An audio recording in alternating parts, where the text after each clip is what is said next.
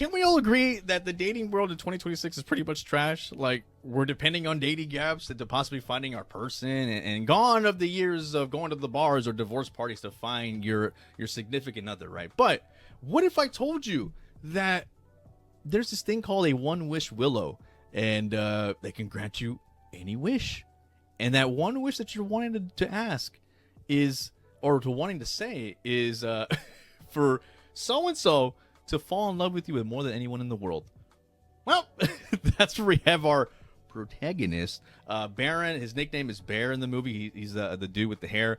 He's wanting to wish one of his good friends, Nikki, to fall in love with him. He does. You know, it indeed happens. He gets his wish, but it comes with a hefty price. Friendos, we're going to be watching the trailer for one of my most anticipated movies of the year, and then we'll be right back with the review of Obsession. You wished for this. Where do I begin? I gotta tell you right off the bat, this is my movie of the year. I have not had such a really unique experience in a movie, especially let alone honestly, this is like a horror film. It's more like a suspenseful, little bit of gore, even a grounded in reality type of a supernatural type of movie. My body's ready. Totally. I can't wait to even talk more into this, because honestly, I could already just end this review by saying, hey, tomorrow or this weekend, or when you guys have a chance, go ahead and see this movie. That's all I have to say. I could have just said that, right? But no, this movie here is it's unique. Cliff Barker here, who is the director, mentioning that he actually made this short horror film called The Chair. He brings this kind of unique elements into like a simple premise of this guy. Part of his group friends is like, dude, like I'm having like these, and it almost kind of makes you think that like those people that like have like those different relationship of feelings and stuff. So say you have a guy friend or a girlfriend that's a friend, right? But the girlfriend's having feelings for the dude, and the dude doesn't want to have feelings for her. Vice versa. This guy here, Bear, is his nickname, Bear, is wanting to ask this girl Nikki out on a date, or like she wants to reveal that he has feelings for her, right? But she don't see him that way. And sometimes the whole misconception of like reading the signs and like not understanding your place, you know what I mean? Like you're just friends, and that's it. No need to cross boundaries. No need to like, you know, make things awkward. Just keep it how it is, and we're gonna be fine. We're gonna be cool, right? This guy was like, you know what? Nah, like, like I can't muster the strength to freaking ask her out. And so there's something that kind of happens during the movie where in the trailer it tells you like, hey, he goes to grab this thing called the One Wish Willow, where he's granted a wish and it comes true. Now, this is a symbolism of, well, if this isn't the consequences of your own actions, because this guy, he goes to make that wish and has Nikki wanting to fall in love with him.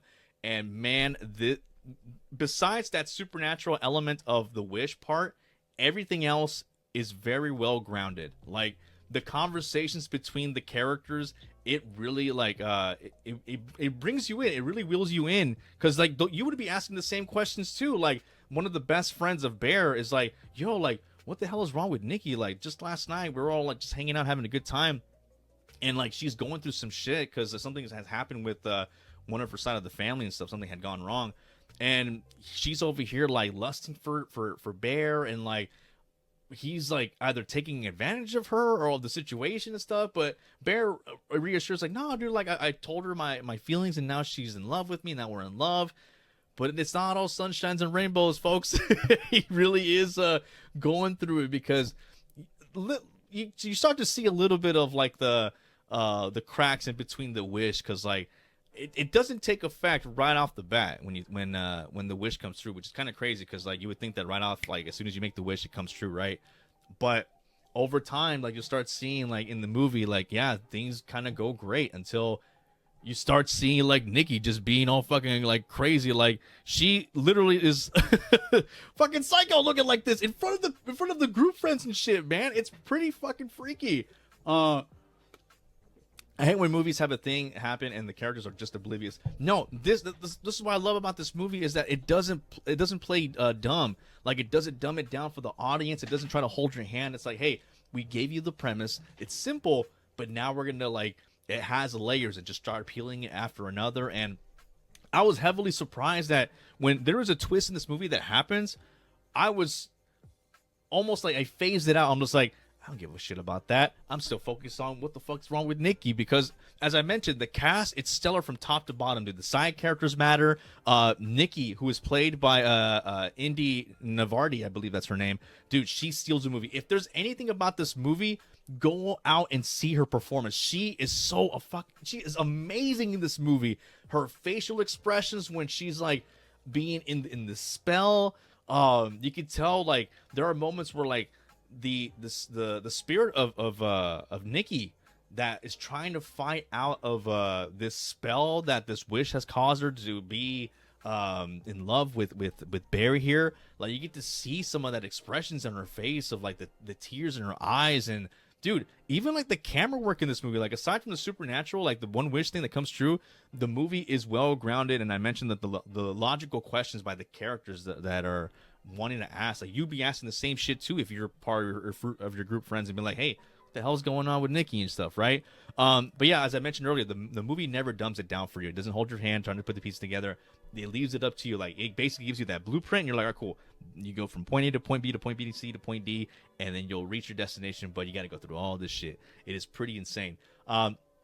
Nikki, like I said, she is equally terrifying, and but you feel for her because like if you really think about it, this guy has wished Nikki, this one girl, to basically come into under a spell against her will to basically just fall in love with Bear here. And it's a pretty fucking scary thing because like some people might have a little pullback of like, oh, this is kind of like too real for me. Like I kind of went through this shit for like a traumatic thing with the relationship of an ex or something like that, or currently right now. And it really does hit home when it comes to that type of dynamic and questions of like the reality and stuff. Or some people might experience of like one of the fears that I've actually had when in a past relationship was the fear that maybe my partner's watching me sleep. I don't know if you guys have ever experienced that, but like this movie does kind of like bring those like questionable like scenarios to life, some awkward situations like when they're having at this party here. Like she does some like really quick, like really out of pocket shit, and you feel awkward, but like at the same time you feel terrified. Like I found myself in moments of the movie where I'm just like clenching at my seat. I'm like, where is this next thing gonna go next, or how am I gonna be reacting to like, for example, like having someone watch you while you sleep. Like that's to me one of the creepiest things I can actually like can find that it can actually really happen. And that's why this movie works really well, because like it works on some of the fears that may really do happen in real life. And so for the most part, there is no like levitations or like any other possession movie. This actually it takes a creative motion of its own, because you think that like when the wish happens, like she's possessed by like a demon or what the fuck. No, it's just a spell, and she is still trapped in her body, but like she can't do shit about it. So one of the cool things too that I want to bring about is the camera work, dude. There are scenes in this movie where Nikki is like this. You can barely see her face at all. But what you can't see is her eyes. You can't see them right here. There's a lot of that camera work where, say Bear is right next to her. He's like shining the light right. But you'll see like characters like Nikki just like hidden in the darkness and stuff. Because like, and that's that fear that kicks in. Just like that's very odd, uncomfortable motion of like, wow, there's gonna be a jump scare coming in, right? It's gonna be like something gonna pop out of my face or whatever, right? But no, dude, like there are awkward staring scenes that she does, and they're cringy, but like they're very disturbing. There are scenes that they do make you feel like something crazy is gonna happen, but then it only waits for you until you leave your guard down, and then that's when the initial scare comes out. Just like, ah, shit, you got me, goddammit. That sucks. But that I fell for that, because like you think that you'd see it coming, you let your guard down, you're just like, okay, the scene's almost over, right? No, this shit fucking happens. Like, say there's a scene where like cliche wise, like when the camera's staring too hard at a character, and like the camera's panning a little bit to the left or a little bit to the right, because you're gonna find something's gonna happen, right? But the scene stays there for quite a long time that it feels like, and you're just like, that you forget about it, and then it fucking happens. Like, oh my god, I fucking knew it. I have the worst secondhand embarrassment. I will turn off the whole show or movie off. Everything, throw it away. Ooh, the standoffish. Yeah, it really does a great job at that. Oh yeah, that fake jump scare is Blumhouse signature. No, and they execute that very well. I'm not a big fan of jump scares, like, because you'll find like jump scares in horror movies where like they'll play, I don't know, someone's opening up a fucking bag of chips and then they'll play like a dun, dun, dun, dun type of shit. Just like that's not necessary. What are you doing? Chill the fuck out. This movie does not take advantage of you with that shit. Let alone just the thoughts of like, dude, like this girl that's possessed by the spell. She is basically helpless, and you feel for her now. And then maybe you start questioning, like, is she the good guy in this, or is the dude, this fucker, a bad guy? Like, you start questioning yourself too, because then the friends start asking questions too, because in the friends' minds, they're thinking like, oh, maybe she's going through some shit, not through the supernatural shit, like how he's seeing it. And now you're actually getting the notion of like, does he really want this, like how she is, or like, is there a way for him to actually stop this? And you start to question these things, the morality and stuff, or like the logical thing that, you know, what you should do, or what bears should be doing and stuff like that to end this. But some people realistically might be selfish. Some people might in real life not really own up to their mistakes, or wanting things to end, or like maybe it's good right now, and like almost like I can fix this person. And when it's like the last straw and you realize that all this time you couldn't fix this person, or you couldn't really have it the way you want it, it's too little too late sometimes. And it really does like, oh, do you care?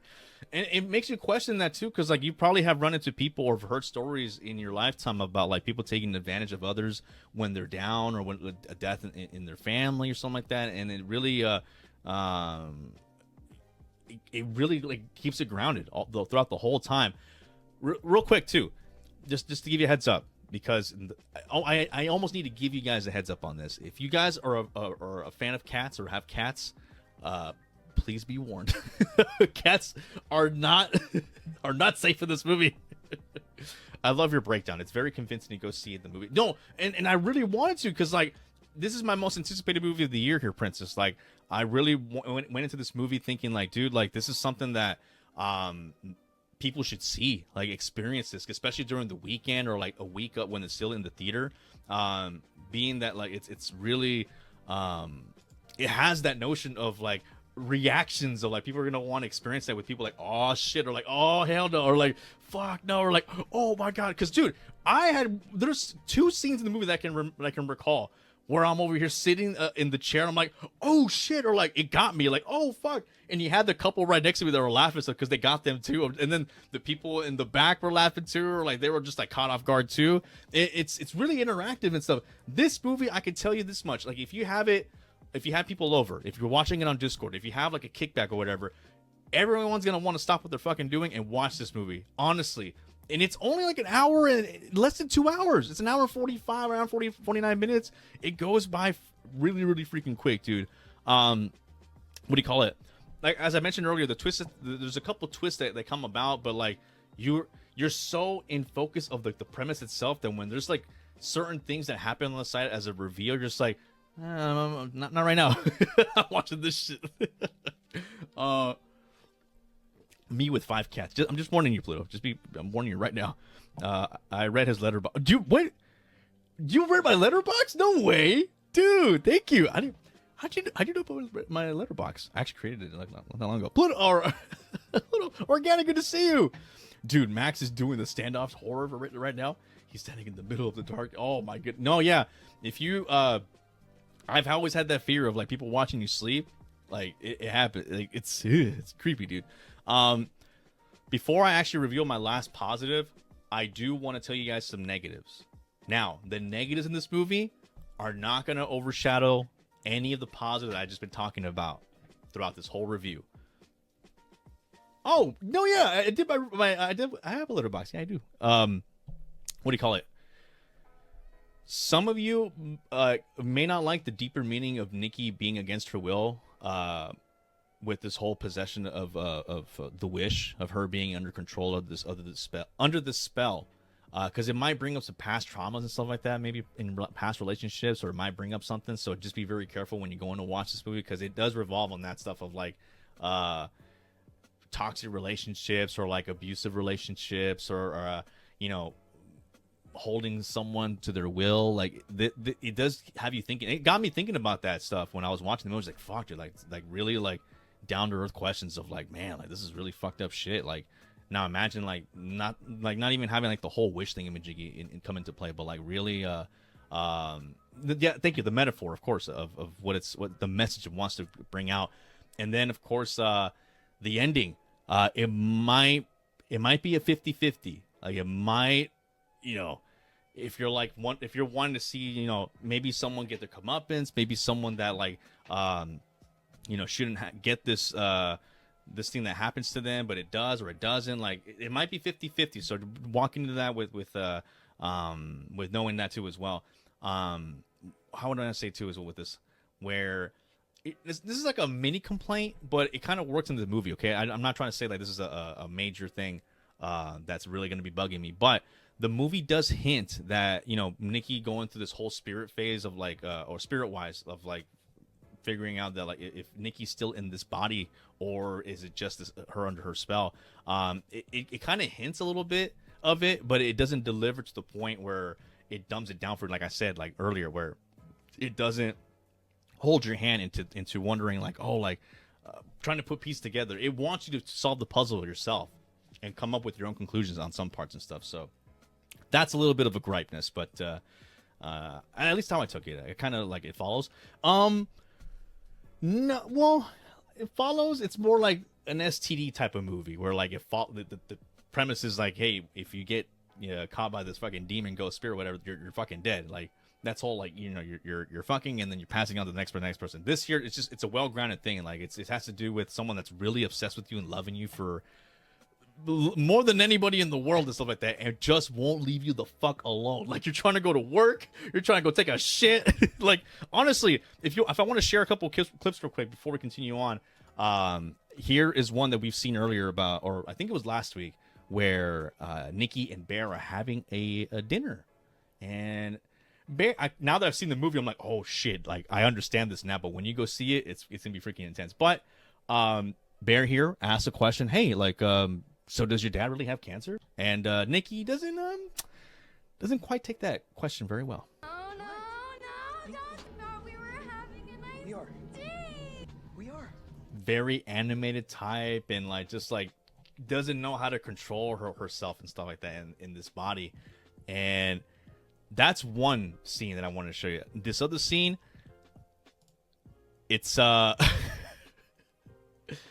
it gets to the point. It's a couple seconds, but just show you that like she could turn on a flip of a dime real fucking quick. And this is where you're panicking. You're just like, what do you do? What are we doing?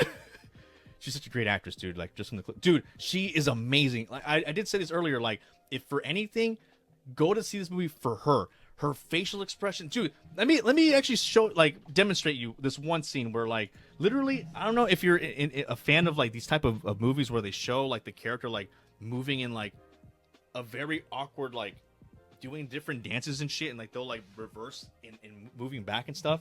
It's very fucking creepy, and it's like not normal as a human being to like just move in like almost like in a stop motion type, and then like all of a sudden just run or like to do a different motion. It becomes very fucking like weird and eerie and creepy, like all these different motions. Thank you for the follow. And all these different like feelings that you're having, just like you're so like uncomfortable. And that's the thing of this movie. It's uncomfortable on purpose because it wants you to feel what Bear is feeling of like just of despair, of like, what the fuck do I do? Like he knows what he needs to do. He knows what he needs to do.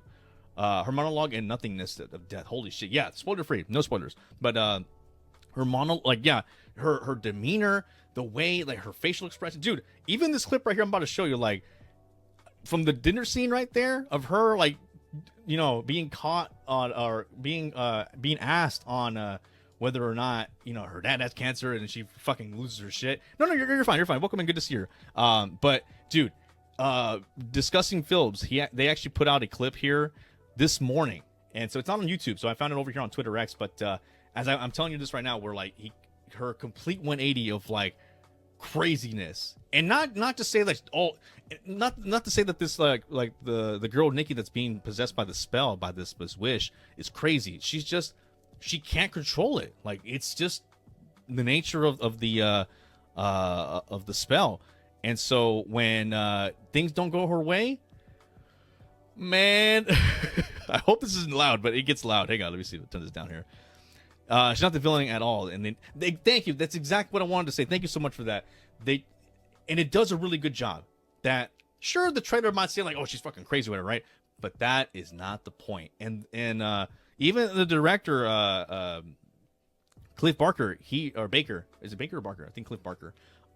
He really puts it out there like, I wanted to make her seem like a victim too as well of this, because she alone did not wish for this. Curry Baker, thank you. She didn't wish for this. She didn't wish this. She was having her fucking normal life and like going through her own shit at home, and then all of a sudden, boom, she just has a fucking wish. So check this out.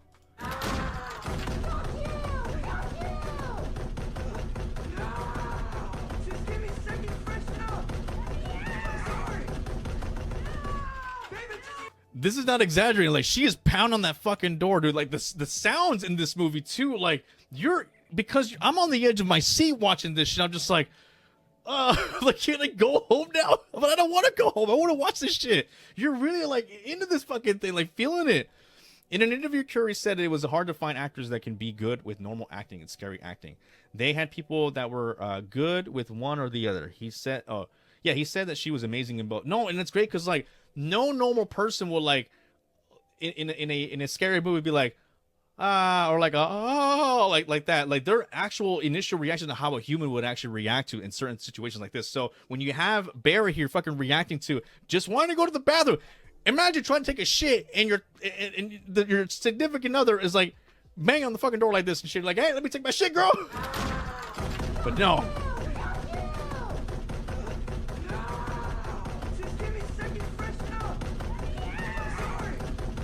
And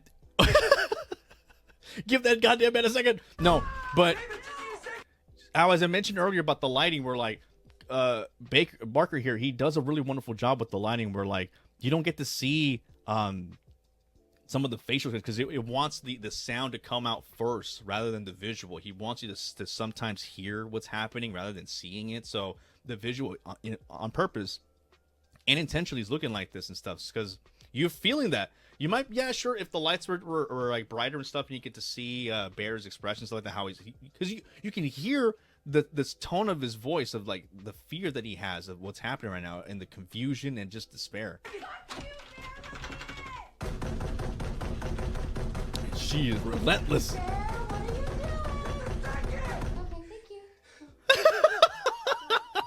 She does that a lot too, where like she's freaking out, and then okay, thank you. Look at this.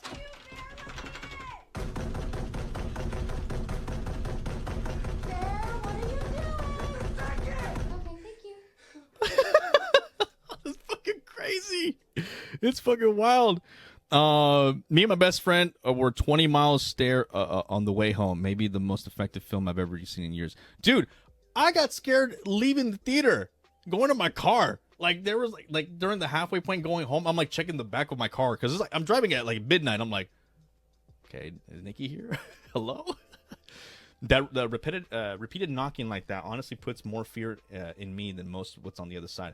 Yeah, and that's the not knowing of how she's gonna be like reacting next. Because one minute she could be like very fucking like brutal and stuff like that, and talking all that shit, and then all of a sudden she's like, okay, thank you, or like, okay, I love you, or like she'll like walk away and stuff.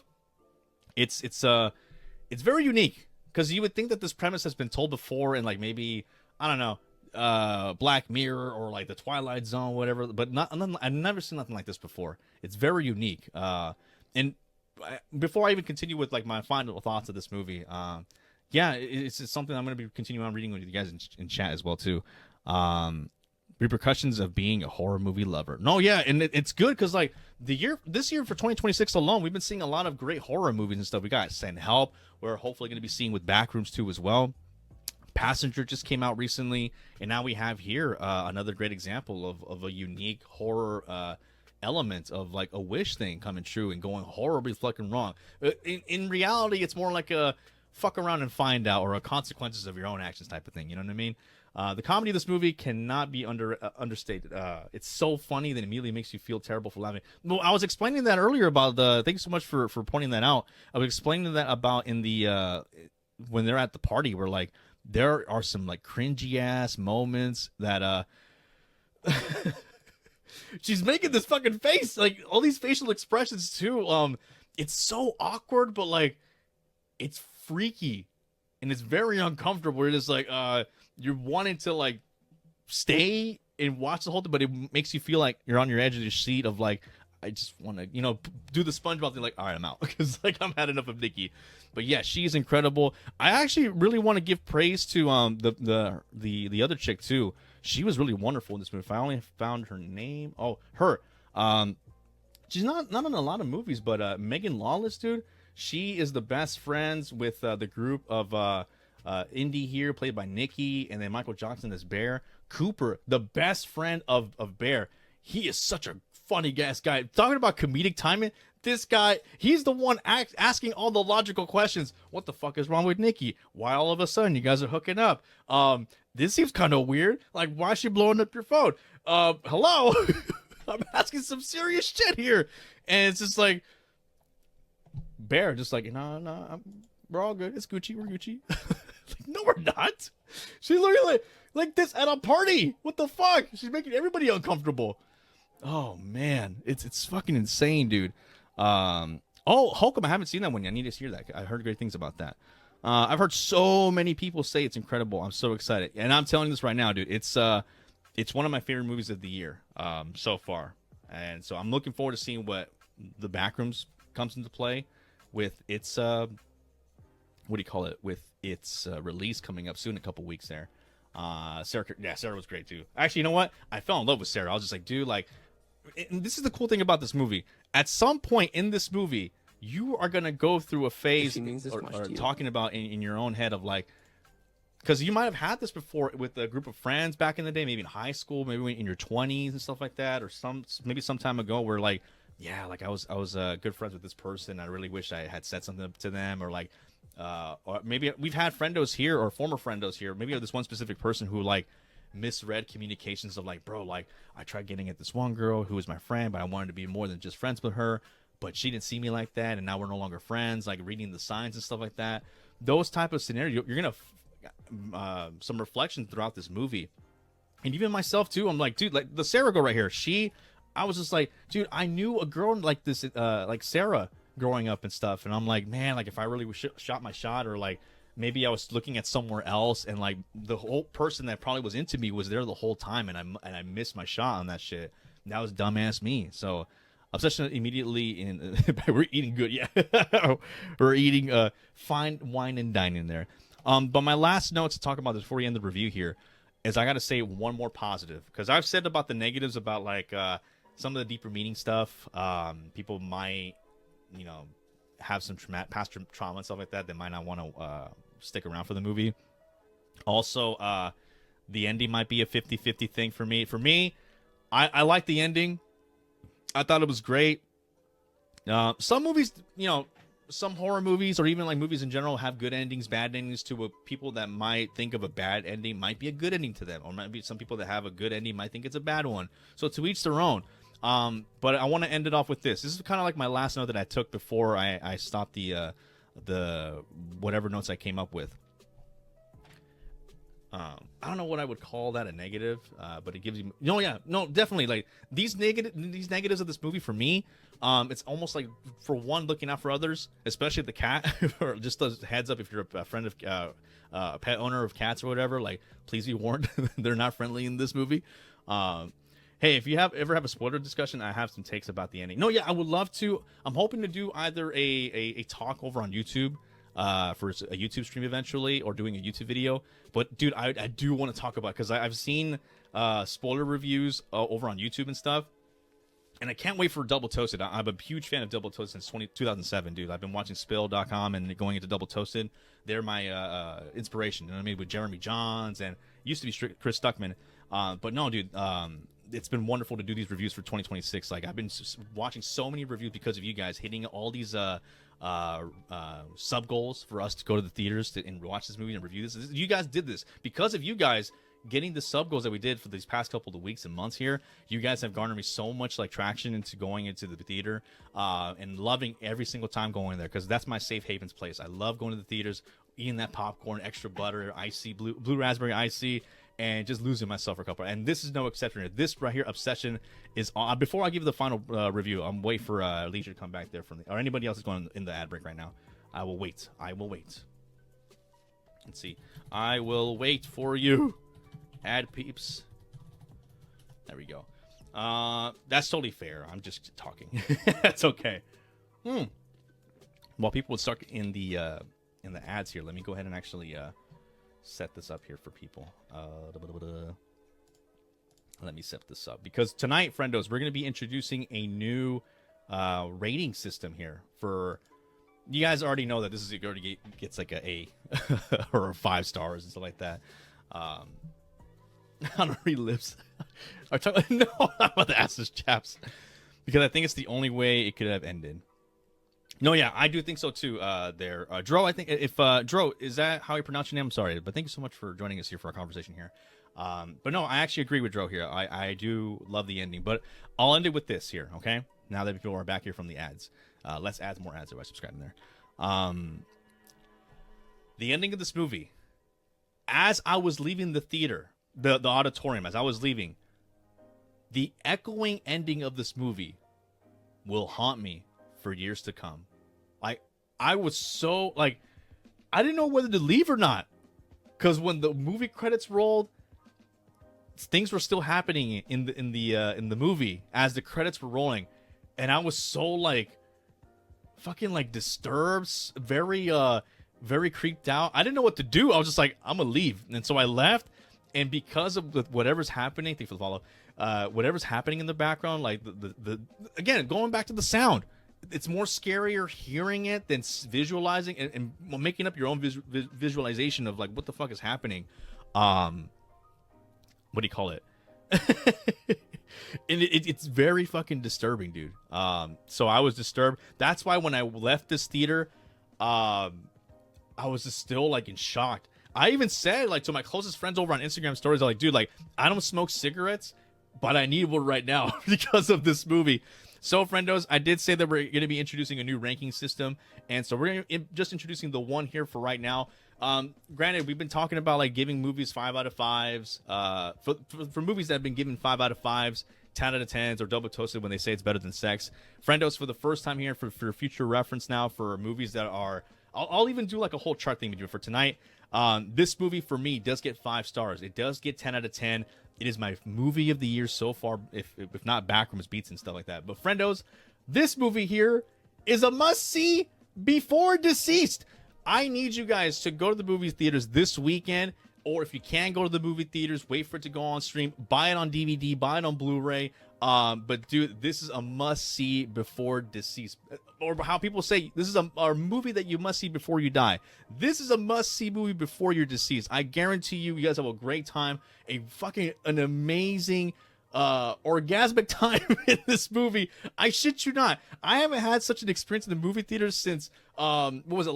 The last time that I watched a horror movie was like Talk to Me. That gave me that same experience of like what the fucks and like oh my god, like these little like motions and stuff like had me crawling. I found myself on the edge of my seat a couple times and shit, twiddling my thumbs and nerves and like just scared and shit or like creeped out. This movie here, like honestly, dude, is a must-see before deceased. So Tony, take it away. Let's fucking go. That is a review here for Obsession. Thank you all so much. Go see it in theaters this weekend, god damn it. Before you deceased.